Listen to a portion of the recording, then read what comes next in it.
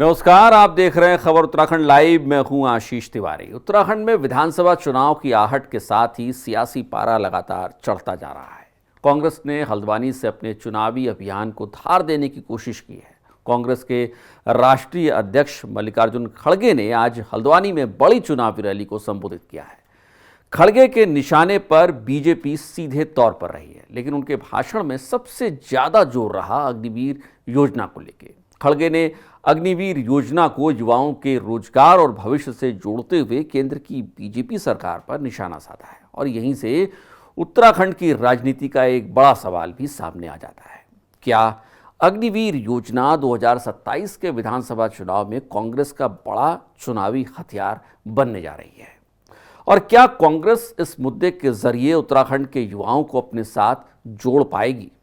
इसे समझने के लिए इससे पहले हल्द्वानी की इस रैली को भी समझना थोड़ा जरूरी है। कांग्रेस ने हल्द्वानी में अपने राष्ट्रीय अध्यक्ष की बड़ी जनसभा कराई है, यानी कुमाऊं के लिहाज से कांग्रेस ने अपना चुनावी संदेश काफी हद तक साफ कर दिया है। कांग्रेस की कोशिश है कि चुनावी तैयारी सिर्फ देहरादून तक सीमित न रहे, बल्कि कुमाऊं और गढ़वाल दोनों इलाकों में संगठन और नेतृत्व की सक्रियता दिखाई देने लग जाए। और इसी रणनीति में अग्निवीर का मुद्दा बेहद महत्वपूर्ण तरीके से उठाया जा रहा है, क्योंकि उत्तराखंड और सेना का रिश्ता बेहद गहरा माना जाता है। उत्तराखंड के हजारों परिवारों की पीढ़ियां सेना में सेवा देती रही है।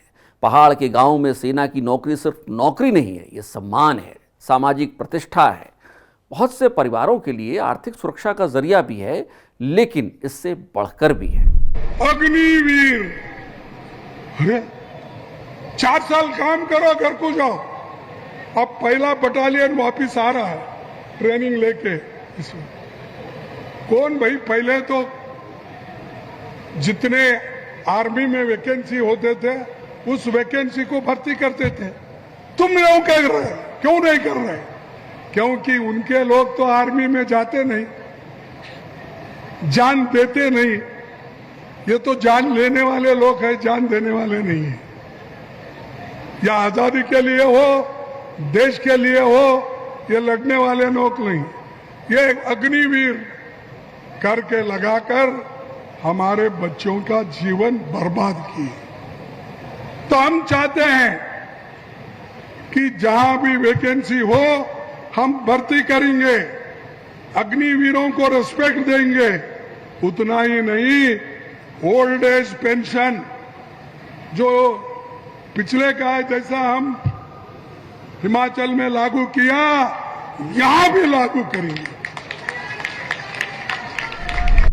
ऐसे में सेना में भर्ती से जुड़ा कोई भी मुद्दा उत्तराखंड की राजनीति पर असर डाल सकता है। कांग्रेस इसी राजनीतिक संवेदनशीलता को समझते हुए अग्निवीर योजना को युवाओं के रोजगार और भविष्य से जोड़ रही है। लेकिन यहां कांग्रेस के सामने सबसे बड़ा सवाल भी है, सिर्फ अग्निवीर योजना का विरोध करने से क्या युवाओं का समर्थन हासिल किया जा सकता है? शायद नहीं, क्योंकि उत्तराखंड का युवा सिर्फ यही नहीं सुनना चाहता कि सरकार की योजना खराब है, वो ये भी जानना चाहता है कि अगर कांग्रेस सत्ता में आती है तो वो करेगी क्या। रोजगार के लिए कांग्रेस का रोड मैप क्या होगा? सेना में भर्ती को लेकर कांग्रेस की नीति क्या होगी? उत्तराखंड के सैनिक परिवारों के लिए कांग्रेस क्या कर पाएगी? और सबसे बड़ा सवाल यह है कि प्रदेश के उन युवाओं के लिए कांग्रेस के पास क्या योजना है जो सरकारी नौकरी की तैयारी कर रहे हैं। वैसे मल्लिकार्जुन खड़गे की रैली से पहले अच्छी तैयारी कांग्रेस ने की थी, इसे कहने में कोई दो राय नहीं है। इस बात को आसानी से समझा भी जा सकता है। भीड़ अच्छी थी। खड़गे ने मंच से रवि टमटा का नाम भी लिया। खड़गे ने इसके साथ ही पेपर लीक और जंतर मंतर पर हुई लाठीचार्ज और आंसू गैस छोड़े जाने की घटना का जिक्र भी किया। इस रैली से एक बात बिल्कुल साफ है, कांग्रेस ने सीधे पीएम मोदी पर हमला करने की रणनीति बनाई है, यानी बीजेपी के सबसे करिश्माई चेहरे को ही सीधे चोट पहुंचाने की चुनावी रणनीति। इसके साथ ही चंदा चोरी का भी जिक्र हुआ है। अंकिता भंडारी केस का भी जिक्र करना खड़गे नहीं भूले हैं। कांग्रेस की नई प्रदेश कार्यकारिणी के गठन के बाद हल्द्वानी की ये रैली इसलिए भी अहम हो जाती है क्योंकि संगठन तैयार करने के बाद अब कांग्रेस बड़े नेताओं को मैदान में उतार रही है। राष्ट्रीय अध्यक्ष का हल्द्वानी आना इस बात का संकेत है कि कांग्रेस उत्तराखंड को लेकर गंभीर है और महत्वपूर्ण भी मान रही है। लेकिन राजनीति में संदेश देना और उसे वोट में बदल देना दो अलग अलग बातें होती हैं। हल्द्वानी से खड़गे ने जो संदेश दिया है उसे कांग्रेस का स्थानीय संगठन क्या वोट में तब्दील कर पाएगा, ये एक बड़ा सवाल है। उसे यानी जो संगठन है, कांग्रेस का संगठन है, क्या खड़गे के संदेश को गांव-गांव तक पहुंचा पाएगा, बूथ तक पहुंचा पाएगा, युवाओं तक पहुंचा पाएगा? और सबसे महत्वपूर्ण बात, इसे लगातार राजनीतिक अभियान के तौर पर क्या कांग्रेस संगठन ले पाएगा? क्योंकि 27 का चुनाव सिर्फ नारों से लड़ा जाएगा ऐसा कहना मुश्किल है। मुद्दों के साथ संगठन चाहिए, संगठन के साथ जमीन पर सक्रियता भी चाहिए और सक्रियता के साथ ही जनता का भरोसा भी आपको जीतना होगा। अब सवाल ये है कि क्या खड़गे की रैली एक चुनावी रैली भर रह जाएगी या फिर कांग्रेस में एक नई ऊर्जा भर पाएगी। देखना ये होगा कि हल्द्वानी की ये हुंकार 27 के चुनाव तक कितना असर पैदा करती है, क्योंकि चुनाव अभी थोड़ा दूर है लेकिन उत्तराखंड में सियासी जंग शुरू हो चुकी है। तालाब का पानी बदल दो, अब तो इस तालाब का पानी बदल दो।